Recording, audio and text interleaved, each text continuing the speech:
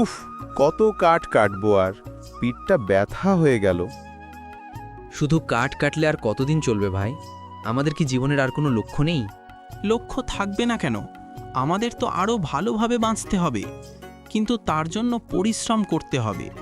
পরিশ্রম করছি তো, কিন্তু মনে হয় যেন আমাদের জীবনটা একটা বৃত্তের মধ্যে আটকে আছে। দেখ, ওই দিকটা একটা নতুন পথ দেখা যাচ্ছে। চল ওই পথ ধরে যাই, যদি নতুন কিছু খুঁজে পাই। তুই কি বলিস আকাশ?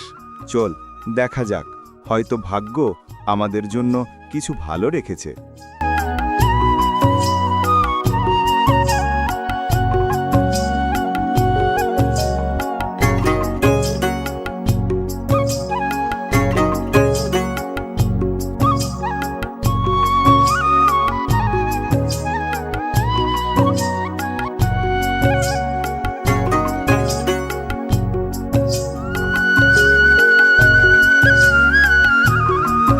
তোমরা 3 ভাই যে একই দিনে একই সময়ে জন্মেছ তা আমি জানি।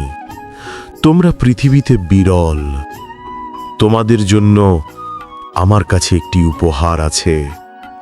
এই গুহার গভীরে আছে এক মায়াবী চন্দ্রমল্লিকা। যে সেই ফুলটি স্পর্শ করবে তার জীবনের সবচেয়ে বড় স্বপ্ন পূরণ হবে। সত্যি বলছেন জাদুকর?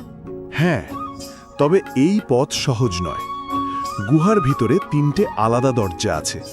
প্রতিটি দরজার একটি করে পরীক্ষা আছে।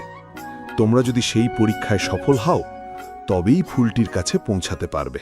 আমরা প্রস্তুত।